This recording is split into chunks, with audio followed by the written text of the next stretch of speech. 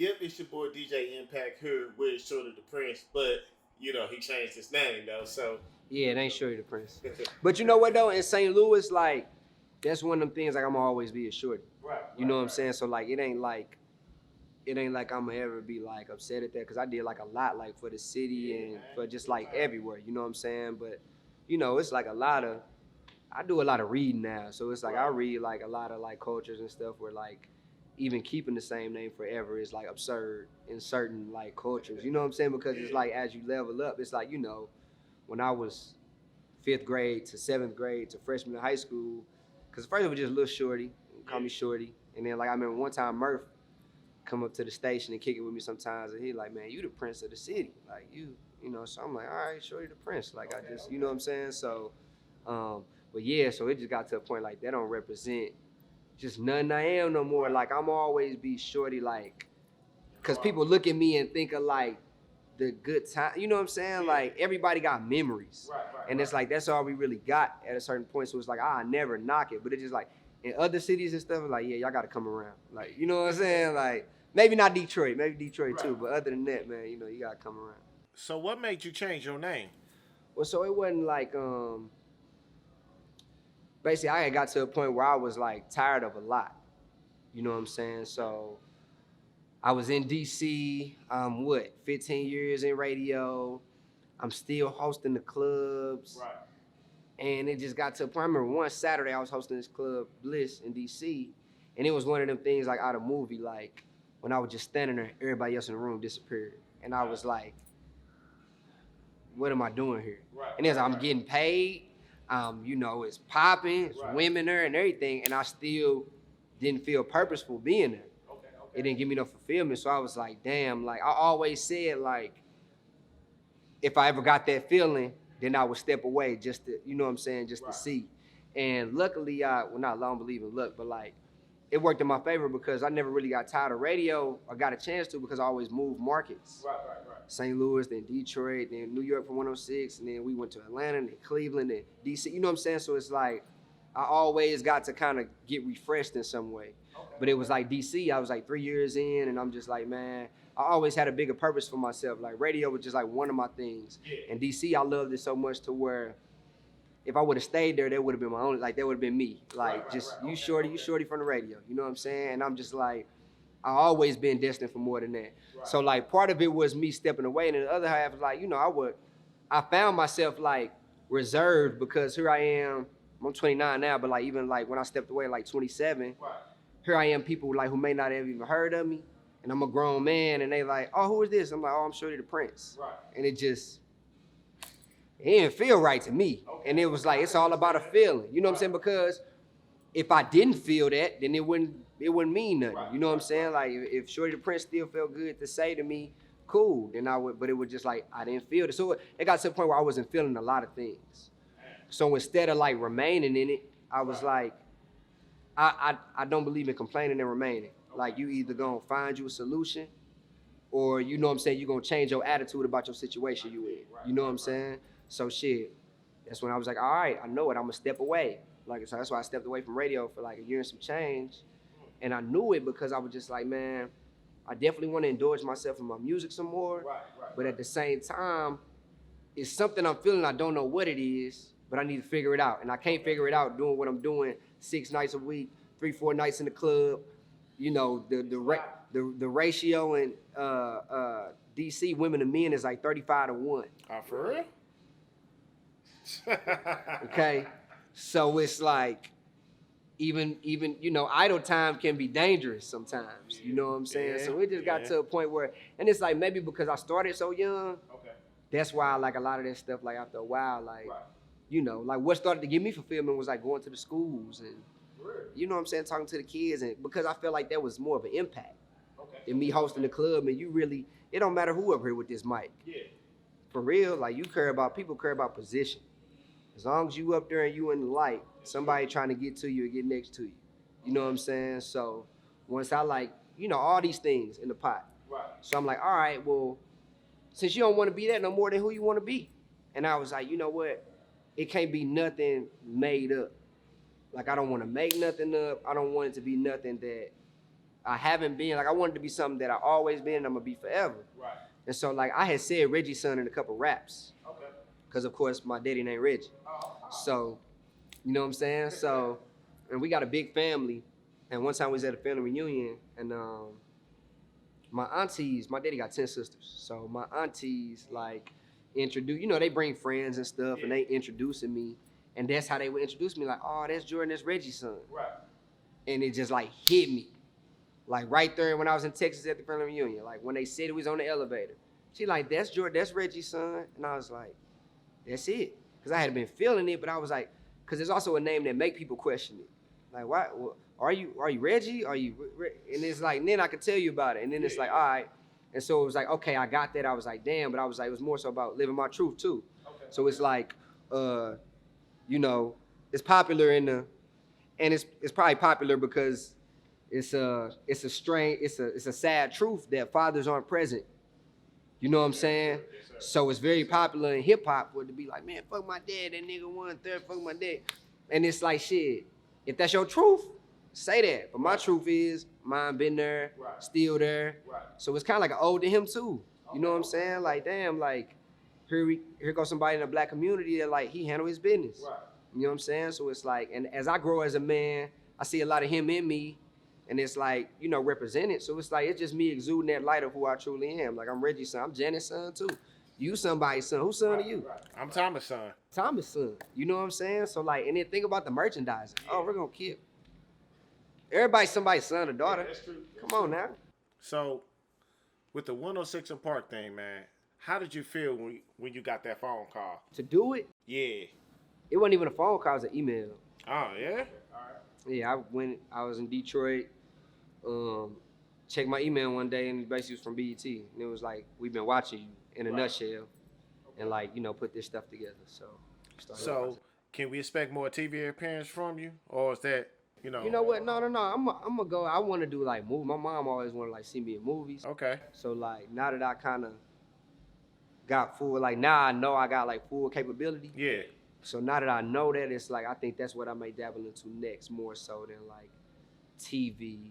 Right. If it's TV, it'll have to be like a series or something, like acting. You know what I'm saying? Like, I don't want to get thrown in the pot as like, cause there's a lot of shit I don't care about no more, man. So I don't want to I don't want to get thrown in the pot in no group situation where we just talking about gossip all day. Yeah. I don't sit around and do that. Like I don't. Like a love of hip hop type thing. Yeah. Oh hell no. No. Because even that is fake. Right. You know what I'm saying? But it's number one show on TV. It's what people eat up. You know what I'm saying? But I'm not. I stopped worrying about the trends. Yeah. And you know, cause everything is a number. But you gotta understand, like, you could have 1 million followers but no impact. Right. Or not the same impact as somebody with 1,000 followers, but them 1,000 people buy into everything that person does. And you got 1 million people who just like to watch you and be nosy. So is that what made you want to start doing the live shows? Part of it, yeah. It was just like when I was in LA and DC. Right. And a couple other cities, I would see that there was a in-between. You know, St. Louis, we ain't really got no in-between. It's like ratchet or nothing. And it's like, you get to a point where, real shit, and it's like you get to a point where you either just dealing with the ratchet shit or you going out every now and then, or you just stop going out. Right. You know what I'm saying? So I noticed that when I would come home, because of course I kept, throughout every process, I never like not came home. Yeah. Like, I'm my family here, so. Right. And I would just notice that like, after niggas start wanting to club and shit, it'd be like, what's the move? Right. Niggas just end up like, where can we go to get this kind of energy, but chilling? And it wasn't there. So it was like, me, like I said, I don't like to complain and remain. So instead of me saying, man, there ain't shit to do in the city, I'm like, I need to create it. Right. And it's like, I also was like, shit, this is how I can showcase this new wave of music I'm on. Because I didn't want to just be like, hey, here's a new song or whatever. Like, you got to come. Our very first one we did, I did it absolutely free. 200 RSVPs, absolutely free, real intimate room. Wow. You know what I'm saying? And just talk to the people like, hey, y'all, this what I've been on since you see me, whatever. And from that small first group of 200, the word of mouth. You know what I'm saying? Just like, and now we at a whole new location, you know what I'm saying? 5th show, like at a corporate location, you know what I'm saying? Like 10 Roof, they nationwide, so. So the last show was at The Voice. Voce. Yeah, I can't never get that right. Yeah, Voce, yeah. So you told me that was a sold out show, man. So how did that feel? Man, you know what? It's like I was just telling them on stage, like, man, it's a blessing. Seeing someone walking in. It's a blessing to not only like do what you love, but to like have other people buy into it. Okay. You know what I'm saying? And it's like it's all full of people that really want to come. Like it ain't like you know me, my hands stretch everywhere in the city. So it's like I can go right up to the news, right up to the radio. Right, I haven't done none of that yet, because it's like if you've been following me and you've been keeping up with me and you want to know, like you investing in this where it's at. You know what I'm saying? But and then it's like the stragglers start coming in. Oh damn, that Shorty shit. All right, let me go. Then they get hip too. You know what I'm saying? So just having a sold out show, man, just like it's beautiful, and at the same time, it's like, and it ain't like I want to get to the point where I'm like banking hellas off of it, but it's more so just like shit. It costs to put this together. I got a 4-piece band. I got a DJ. I got a venue. I got people I pay at the door. I got a female vocalist who's out of this world. You know what I'm saying? So like shit, the first one, everybody got paid but me, because I didn't charge nothing. So I paid that, you know what I'm saying? So it was just like, that's how much I'm willing to put on me. I bet on me every time. Yeah. So, where do you receive most of your love from? DC or St. Louis? No, since St. Louis ain't your hometown. St. Louis is my hometown. Like that's like, there's never gonna be nothing like St. Louis. Like even like talk about Detroit. Like Detroit was a part of my makeup. I moved there when I was 19. Yeah. So it was like when I turned 21, when I became a man legally, I was in Detroit. You know what I'm saying? So, like I said, like DC show love though. The thing is, I go a lot of places that show love, and it's a lot of real places. It really is just reciprocated. Okay. Like if you show it, you get it. You know what I'm saying? If you go there and you try to take advantage of people or not honor their culture, or not say, hey, who already rocking out here? You know what I'm saying? Like that's what I did every city I went to. I tap in with the streets and with the local artists and shit first. Cause it's like, I know, cause automatically it's gonna be some reserve. Like Detroit, every city I went to, I meet people be like, man, I ain't know when I first heard you on the radio. I'm like, man, who this country ass nigga, woo. But then it's like, they see what I start doing. It's like, oh, okay, he ain't just come here trying to collect the check and leave. You know what I'm saying? It's about the people. Everything I do about people. Right. Like I love people. That's one of the reasons why I jump back in the radio, because I love people. I don't care about the celebrity. I don't care about none of that other shit. Like I love like making an impact on people. So since this is home, you ever thought about coming back? I come back. I'm here right now. You know what I mean. I'm here right now, bro. I'm here right now, and then I'm doing these once a month. Right. So shit, even if I was really living here, you probably wouldn't see me that much no way. You know what I'm saying? I gotta that's what you understand. Like you're not gonna be able to just catch me. I'm not gonna name no spots there, but you ain't gonna catch me A, B, and C, because then what you gonna pay to get my ticket for? Yeah. Okay. You know what I'm saying? That makes sense. So, yeah. So it's like shit. I get it though. If you out here working a record, whatever, you gotta move around, you gotta network, shit like that. I get the game. I played the game and doing it for a long time, but it's like now it's to a point where, hey man, I'm doing everything that make me feel good. Okay. If it even alters my energy a little bit, I don't even want to do it. Yeah, I don't blame you. Not one bit. So let me ask you this: since you was an artist here in St. Louis, what do you think the disconnection is between artists and DJs? Especially since you're experiencing some out of town too. Man, it's probably a lot of reasons, dog. You got a lot of niggas who've been doing shit for a long minute on both sides, artists and DJs. So niggas might have rubbed niggas the wrong way back in the day. This person might not. That like some of it be personal, some of it be politics, some of it be the fact that like, okay, from a DJ standpoint, it's like you know, artists come up like, hey, play my record or something like that, and they want you to play it prime time when the club rocking, right? Okay.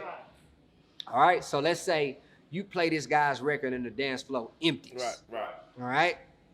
He gonna, all right, bro, might buy you a drink, throw you a little something, woo. Right. But the people in the venue are like, hey, who is that? This guy sucks because I don't know this song. And they don't look at the effects of that. They just think like, man, because everybody wants to have that fairy tale situation. Right. That's why niggas always say, hey, I want to play this for you just so I get feedback. Because what they really want to happen is, and me as an artist, even me too, like, What want to happen is I want you to hear this record. You're going to think it's the best shit you ever heard in life. You're going to be like, hell yeah, I'm putting the bank behind it. Let's go. You know what I'm saying? That's what niggas expect to happen. But it's got to be realistic on both sides. You know what I'm saying? And artists got to start supporting DJs outside of when they just want to get the record played. Like, if you really fuck with this DJ, start following him. See what nights he got throughout the week or see what he get. Show up, and don't always just show up to get your record played. Just show up, start fucking with him. And then, you know what I'm saying? And then, you know, and at the same time, like, I get it from an artist standpoint too, because it was like, you know, but there was a point in time where like DJs really broke artists. That's true. But now, and this ain't no disrespect to the DJ, but it's like shit. The internet breaks artists now. You know what I'm saying? So it's like damn near sometimes in some situations, the DJ be the last nigga to get the record.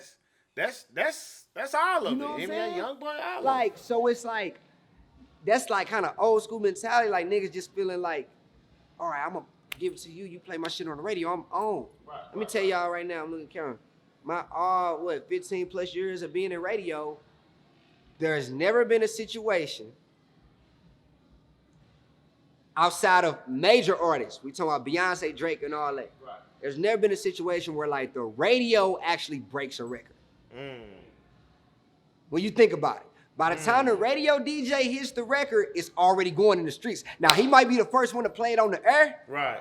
He might be the first one to play it for the masses. Right. But 9 times out of 10, it's already a following behind it in some sort. So that's saying to the artist, don't come to the DJ with nothing. Come to him with some kind of number, some kind of following, some kind of, you know, hey, pull up to my show. After you keep supporting him, have him pull up to your show, have him see your effect. Right. Because ain't no DJ just gonna gamble on you when his DJing is his lifestyle. That's true. You know what I'm saying? Like, so, you know, I just think it need to be more communication. Instead of niggas just making a post and everybody under the comments saying what they feel on both sides. DJ saying this, artist saying this. Right. Every situation unique, man. Hey, man, look. At the end of the day, don't nobody need nobody, but it'll all be better if we help each other. That's true. You know what I'm saying? So. And speaking of that, man, that connection with you and Loudy. Yeah, my boy. Epic. Man, my boy, man. Man, I be mad at Loudy sometimes though, but that's my boy. That's my boy, man. All right, man. Well, I'm gonna ask you this last question. I know you got to get up out of here, man. So that exclusive 314 dance video, man. Yeah, that shit's going. That shit's still living. I thought I definitely didn't know like it was. I wasn't even in St. Louis when I did the video. Like I was in DC. What? It was 314 day. I was proud. I was homesick. Right. And I like, fucking man, I'm like, I gotta do something to put on. So I like drove to the top of the garage, like where I stayed at, and just like opened the car door. And that's when Instagram videos was only 15 seconds. Yeah. So I remember that. I just opened the car door, put the whole 9 on, and just hit something real quick. I'm just like, all right, I'm gonna just throw it up. And then next thing you know, like the whole city that day was just like challenge. You know what I'm saying? And it's like every year somehow it's surfaced. Like, you know what I'm saying? They don't do the challenge no more, but they definitely do the dance. Yeah, they definitely, yeah, man. Think you can do it again now? What? The actual video? Nah, do the dances, everything. Oh yeah, for sure. I'm always groove. So you still got the energy for it? Oh yeah, for sure. Look like you was tired as hell after that. I was tired. But I'm gonna tell you right now, shit, I'm gonna be tired after I stop. You know what I'm saying? Like I ain't gonna stop until I'm done. And then when I'm done, give me a minute. You know what I'm saying? But after that, I'm good. All right, now I'm gonna let you go. I know you gotta get ready for this show. Yeah, man, y'all know what to do. I got an EP out right now, Reggie Sunday. We got 6 joints on there. Mainly executive produced by Maestro Frio. So y'all get that. And second Sunday is on the way. Okay. Let me not say the date yet. Let's just say in July. And then it's a new single out right now called High Love. I just keep dropping shit. So anything you listen to music on, just search Reggie Son. I'm always Shorty hometown, but just understand like when you putting people on or when you coming to these events, it's Reggie Son. I'm not looking at where I've been, I'm looking at where I'm going. Yes, so it's like you don't get it right now, but that's why I'm starting you off early. 3-5 years, you'll be good. I appreciate it, man.